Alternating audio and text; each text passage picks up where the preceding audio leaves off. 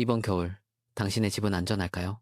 지금 이 순간에도 시베리아에서 내려온 최강 한파가 한반도를 덮치고 있습니다. 체감 온도 영하 20도. 하지만 이건 시작에 불과합니다. 30초 후 당신이 반드시 알아야 할 생존 정보를 공개하겠습니다. 서쪽 하늘을 보셨나요? 거대한 시베리아 고기압이 남하하고 있습니다. 동시에 남쪽 저기압은 동쪽으로 이동 중입니다. 이것이 의미하는 것은 무엇일까요? 바로 서구 동쪽 기압 배치입니다. 기상학자들이 가장 두려워하는 겨울 폭풍의 완벽한 조건이 갖춰졌습니다.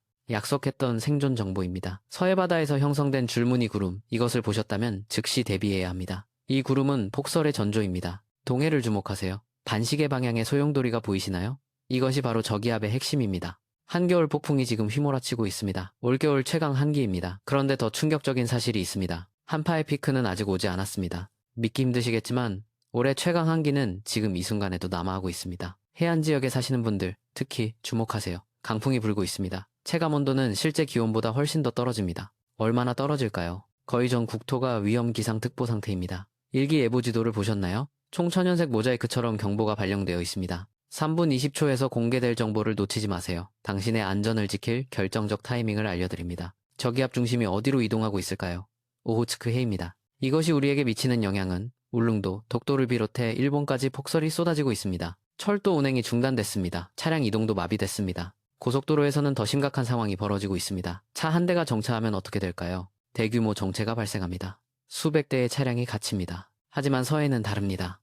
고기압이 다가오는 서해는 상대적으로 눈구름이 적습니다. 그렇다면 서해안은 안전할까요? 아닙니다. 바람 방향에 따라서는 서해안이나 제주도에 눈구름이 걸립니다. 그러면 폭설이 쏟아집니다. 약속한 3분 20초입니다. 이 고기압의 정체를 밝힙니다. 시베리아 태생입니다. 시베리아 기단의 한랭 건조한 성질을 그대로 가지고 있습니다. 대륙에서 떨어져 나온 직후 이 공기는 얼마나 차가울까요? 매우 차가운 공기입니다. 기온은 쉽게 올라가지 않습니다. 왜일까요? 한랭 건조한 성질은 조금씩만 변하기 때문입니다. 서구동저 겨울형 기압 배치는 언제 풀릴까요? 완전히 풀리는 데는 시간이 걸립니다. 한랭 건조한 성질은 조금씩 변질됩니다.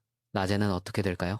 따뜻한 햇살이 지면을 데웁니다. 기온이 올라갑니다. 하지만 여기 함정이 있습니다. 놓치면 큰일 납니다. 맑은 날 밤에는 정반대 현상이 일어납니다. 지면의 열이 도망갑니다. 복사냉각이 강해집니다.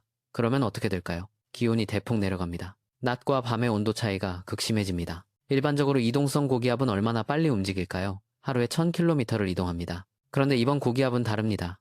움직임이 느립니다. 왜 느릴까요? 한기를 가진 고기압은 원래 움직임이 느립니다. 이것이 의미하는 것은 한파가 오래 지속된다는 뜻입니다. 고기압 세력이 동해까지 덮으면서 어떤 변화가 일어날까요? 동해 눈구름은 28일에는 거의 사라집니다. 하지만 안심하기는 이릅니다. 강원도 영동 산지에는 여전히 강한 바람이 남아 있습니다. 26일 금요일, 올겨울 최강 한기입니다. 그렇다면 주말은 어떨까요? 주말이 되면서 기온은 점차 완화됩니다. 구체적인 수치를 보겠습니다. 26일 영하 6도 선이 어디까지 내려갈까요? 규슈 부근까지 내려갑니다. 27일에는 제주도까지 올라옵니다. 28일에는 마치 썰물이 빠지듯이 영하 6도 선이 북한까지 올라갑니다. 안도하셨나요? 아직 방심하면 안 됩니다. 한기가 연말연시에는 다시 우리나라로 내려옵니다. 평년 기온과 비교하면 평년 기온 이하입니다. 그러다가 평년 기온과 같아집니다. 하지만 내년 연초는 특히 추울 것입니다. 왜 그럴까요? 아직 일주일 뒤 일이라 변동될 가능성은 있지만 현재 예측은 그렇습니다. 여기서 놀라운 사실 하나, 최근 지구온난화로 기온이 급격히 상승했습니다. 그렇다면 앞으로는 평년 기온도 대폭 오를 것입니다. 이것이 의미하는 것은 무엇일까요? 지금의 추위가 미래에는 평균이 될 수도 있다는 뜻입니다. 그렇다면 우리는 무엇을 준비해야 할까요? 첫째, 실내 온도를 섭씨 20도 이상으로 유지하세요. 특히 노약자가 있는 가정은 더욱 주의해야 합니다. 둘째, 수도관 동파를 예방하세요. 영하 기온이 지속되면 수도관이 얼어 터집니다. 셋째, 외출 시 체감 온도를 고려하세요. 실제 기온보다 훨씬 춥게 느껴집니다. 넷째, 해안 지역은 강풍에 특별히 대비하세요.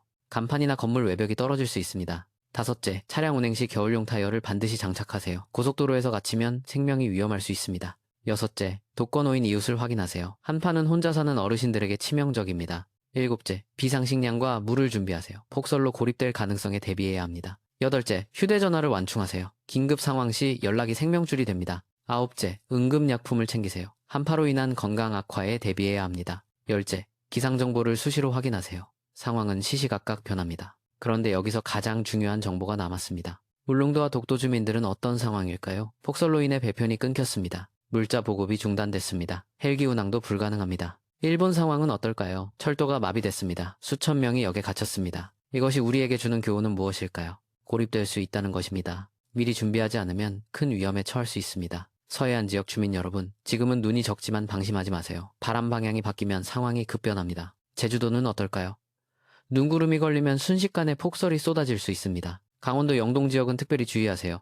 강한 바람이 28일까지 계속됩니다. 산악 지역은 더욱 위험합니다. 눈사태 위험이 높아집니다. 등산객 여러분, 절대 산에 오르지 마세요. 조난사고가 빈번히 발생합니다. 낚시를 즐기시는 분들도 마찬가지입니다. 바다에 나가지 마세요. 농가에서는 비닐하우스 관리에 특별히 신경 쓰세요. 폭설로 무너질 수 있습니다. 축사도 점검하세요. 가축들이 동사할 수 있습니다. 도로 결빙도 심각합니다. 블랙아이스를 조심하세요. 보이지 않는 얼음이 가장 위험합니다. 교량과 고가도로는 특히 더 빨리 얼어붙습니다. 터널 입구와 출구도 위험지역입니다. 급격한 온도 변화로 결빙이 심합니다. 그렇다면 언제쯤 이 한파가 끝날까요? 주말에 일시적으로 완화됩니다. 하지만 완전히 끝나는 것은 아닙니다. 연말연시에 다시 한기가 내려옵니다. 내년 연초는 더욱 추울 것으로 예상됩니다. 정확히 언제까지일까요? 일주일 뒤까지의 예보는 신뢰할 수 있습니다. 그 이유는 변동 가능성이 있습니다. 하지만 확실한 것은 이번 겨울이 예년보다 춥다는 것입니다. 지구온난화 시대에 왜 이렇게 추울까요? 역설적이게도 지구온난화가 극단적 기상현상을 만듭니다. 북극 빙하가 녹으면서 제트기류가 약해집니다. 약해진 제트기류는 한파를 막지 못합니다. 시베리아 한기가 그대로 내려옵니다. 이것이 바로 우리가 겪고 있는 현실입니다. 앞으로는 어떻게 될까요? 평년 기온이 올라갈 것입니다. 하지만 극단적 추위와 더위도 더 자주 올 것입니다. 우리는 이 새로운 기후 현실에 적응해야 합니다. 겨울 대비를 더욱 철저히 해야 합니다. 여름 폭염 대비도 마찬가지입니다. 기상정보에 더욱 관심을 가져야 합니다. 이웃과 함께 대비해야 합니다. 혼자서는 이겨낼 수 없습니다. 공동체가 함께 준비하고 대응해야 합니다. 지금 당장 할 수 있는 일부터 시작하세요. 창문 틈새를 막으세요. 난방비도 절약되고 실내 온도도 유지됩니다. 온수배관을 보온하세요. 동파 예방의 기본입니다. 비상연락망을 확인하세요. 가족, 이웃, 관공서 번호를 저장하세요. 손전등과 건전지를 준비하세요. 정전에 대비해야 합니다. 휴대용 난로가 있다면 점검하세요. 하지만 일산화탄소 중독을 조심하세요. 실내에서 연탄이나 가스난로를 사용할 때는 반드시 환기하세요. 매년 수십 명이 일산화탄소 중독으로 사망합니다. 추위를 피하려다 생명을 잃으면 안 됩니다. 안전이 최우선입니다. 체온 유지도 중요합니다. 여러 겹 겹쳐 입으세요. 특히 머리와 손발을 따뜻하게 하세요. 체온의 30%가 머리로 빠져나갑니다. 따뜻한 음료를 자주 마시세요. 탈수를 예방하고 체온을 유지합니다. 하지만 술은 절대 금물입니다. 술은 체온을 떨어뜨립니다. 겨울철 음주 후 노숙은 매우 위험합니다. 주변에 노숙인을 발견하면 신고하세요. 한 생명을 구할 수 있습니다. 이번 한파 우리 모두 함께 이겨냅시다. 다음 영상에서는 폭설 속에서 차량이 갇혔을 때 생존하는 방법을 알려드립니다. 실제 경험자의 증언과 전문가 조언을 담았습니다. 당신의 생명을 구할 수 있는 정보입니다. 절대 놓치지 마세요.